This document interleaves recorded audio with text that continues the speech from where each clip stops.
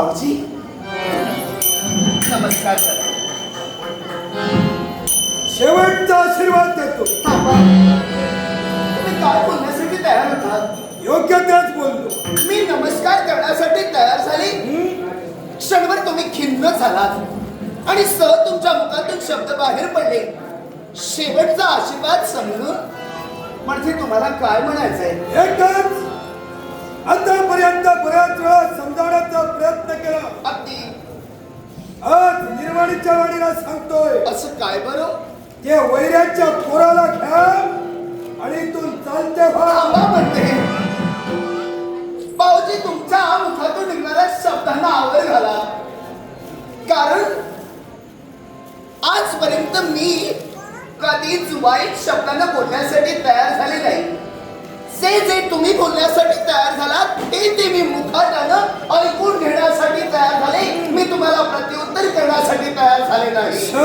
पण आज मात्र तुमच्या मुखातून निघणारे शब्द माझ्या हृदयाला पोचले जात आहेत. एक वेळ तुम्ही मला बोलण्यासाठी तयार व्हा, पण माझ्या सौभाग्याला जर का बोलण्याचा प्रयत्न कराल आणि माझ्या बाळाला बोलण्यासाठी तयार व्हाल तर शेवटी मला माझी पावलं उचलावी लागेल.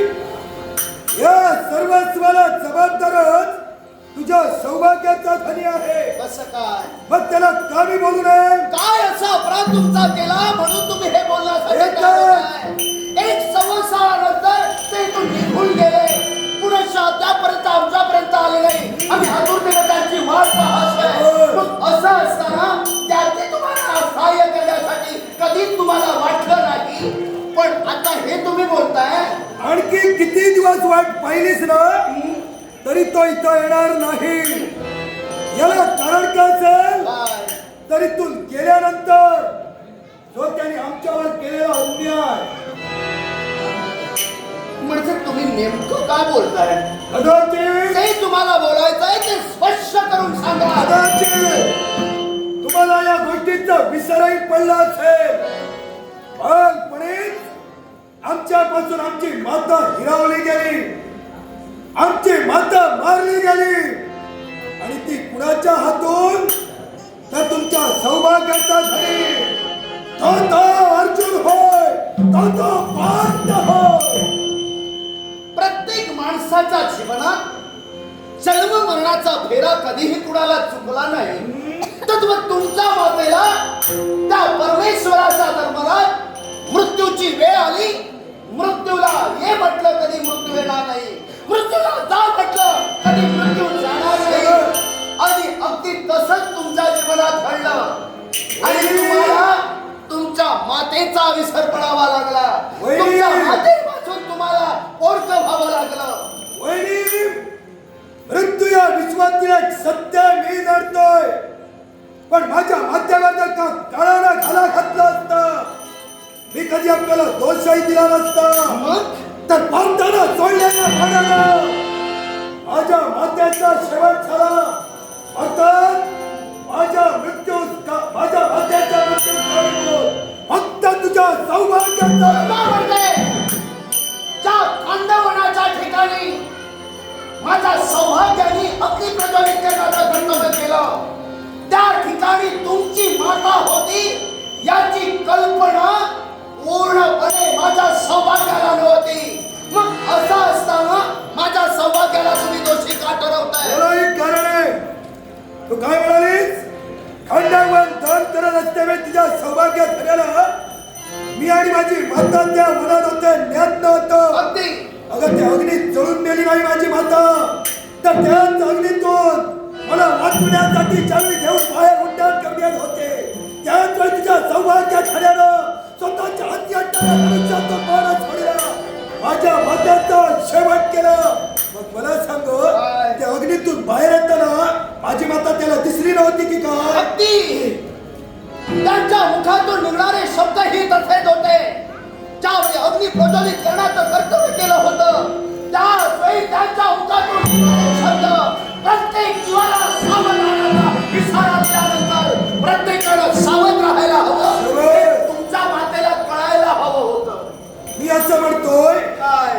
सावधतेचा इशारा दिला प्रत्येकाला कळायला होतं याच्याही पेक्षा ज्या कुलातील युवतीशी आपण विवाहबद्ध झालो त्या कुलाशी आपलं काहीतरी नातं आहे याचा भाग तुझ्या सौभाग्य झालेला राहायला नको होतं. शाबास भाऊजी, मला हेच हवं होतं.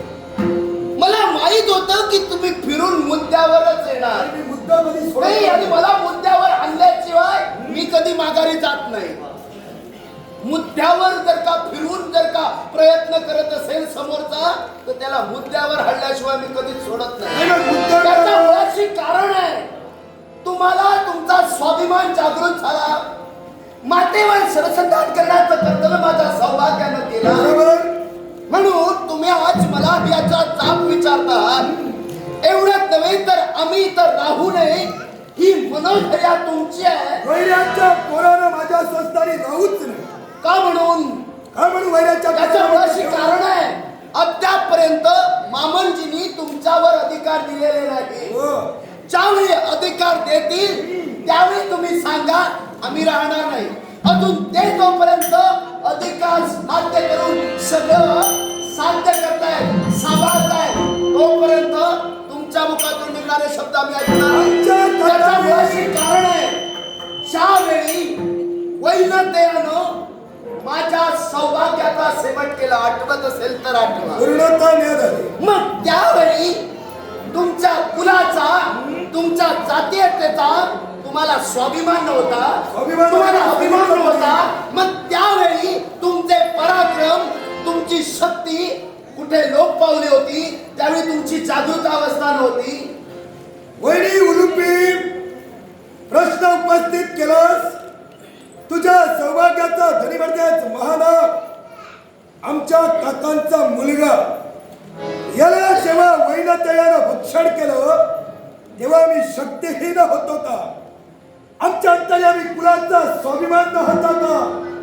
वास्तविक हा प्रश्न उपस्थित करताना विचार करायला हवा. पूर्णपणे मी विचार केला, प्रश्न उपस्थित केला. अरे तुझा जन्म झालाय तो नागाकुलात झालाय. होय.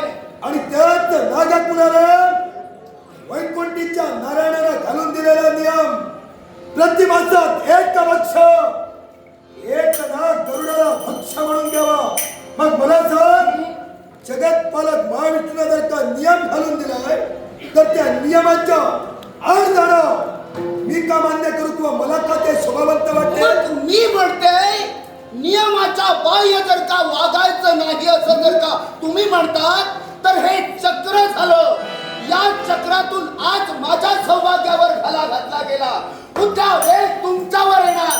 नागकुळाचा विचार तुम्ही केला, त्या कुळाचा स्वाभिमान घेऊन कुळाचा स्वाभिमानाचा टेंबा मिरवताय. तीच वेळ जर का तुमच्यावर आली तर हे तुमचं नागकुळ सतेज राहणार की लोप पावणार याचा विचार तुम्ही केला. वैरी प्रतिमासात एक ना भक्ष म्हणून वैनतयाला दिलाच जाणार आहे. तो मी असो अथवा अन्य कुणी असो या नियमात बदल होणार नाहीये. हे जरी नियमात बदल झाला नसेल तर कुलबाधी अबाधी राहण्यासाठी तेव्हा तरी बदल करावाच लागतो. आणि बदल करण्यासाठी आज जसे तुम्ही माझ्या समोर येऊन उभे राहिलात तसे जर का त्यांच्या समोर उभे राहिलात तर माझा आत्मविश्वास आहे निश्चितच वैराची सुद्धा पावलं माघारी फिरली. 36 नागकुळ होती, त्याच्यातील 27 नागकुळ त्या वैनतयानं भक्षण करून संपवली. पण राहता राहिली नवकुळाती तरी सतेज राहावी म्हणूनच वैकुंठीच्या नारायणानं हा नियम घालून दिलाय. मग त्यात जगतपालक महाविष्णूच्या नियमा बाह्य वागणं मीच काय कोणताही नागसाज नाही. मी तर असं म्हणेन ज्या भगवंतानं नियम घालून दिलाय त्या नियमाचा बाह्य तो वैनतया वागत होता. आणि म्हणूनच माझ्या जीवनात त्यानं वैधव्य प्राप्त करून दिलं. याच्या मुळाशी कारण आहे वैनतयानं ज्या नारायणानं नियम घालून दिला. जो कोणी वैष्णव भक्त असेल म्हणजे नाग असेल आकाश मार्गानं उत्थान करत असताना जर का वारुळाच्या बाहेर असणाऱ्या सर्पांनी जर का आकाश मार्गानं जात असणाऱ्या वैनतयाच्या भरारीला जर त्या सर्पांनी पिळात प्रवेश केला नाही, वारुळात प्रवेश केला नाही तर त्याला भक्षण करण्याची अनुमती त्या वैनतेयाला आहे. वारुळात असलेल्या नागांना भक्षण करणं हा नियम त्याने घालून दिलेला नाही. मग माझ्या सौभाग्याचा धनी वारुळाच्या बाहेर होता की वारुळात होता याची कल्पना तो तुम्हाला आहे.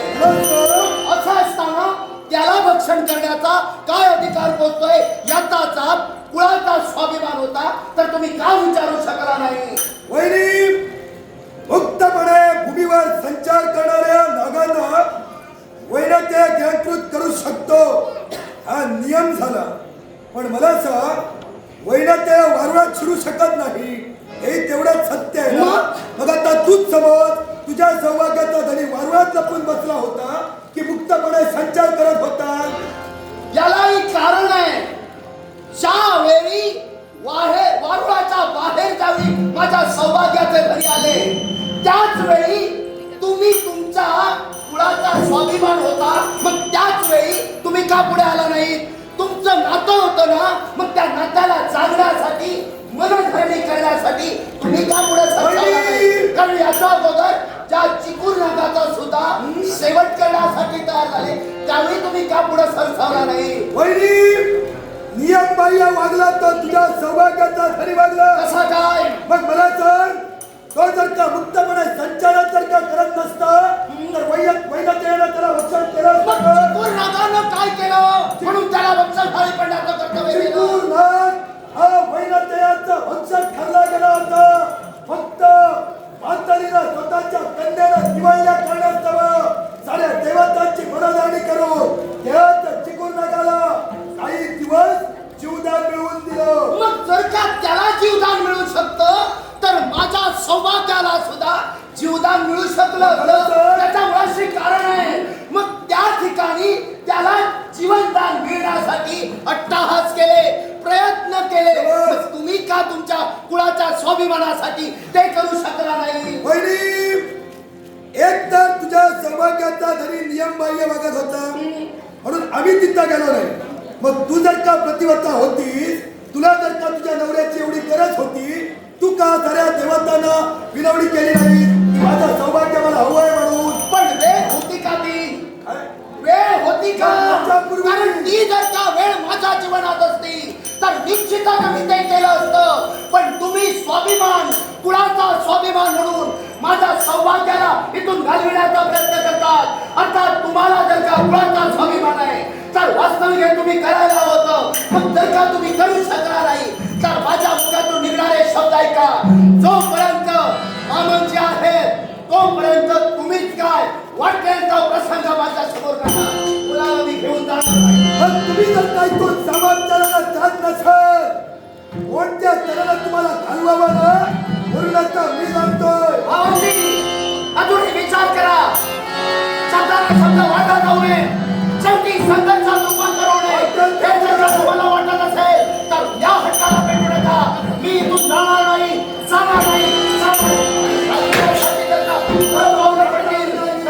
तोडावी लागतील याचा विचार करा. राज्याचा विचार करायला मी नव्हे आमच्या सौभाग्य करायला तिथं राज्याचा विचार करायला तिथं तुमच्या बाबतीत दयामाया मी ठेवलं. पण जर का तुम्ही दयामाया ठेवत असाल, नाती जर का तोडत असाल तर प्रत्यक्षाला प्रमाण कशाला? मी इथून जाणार नाही हा माझा निर्धार आहे.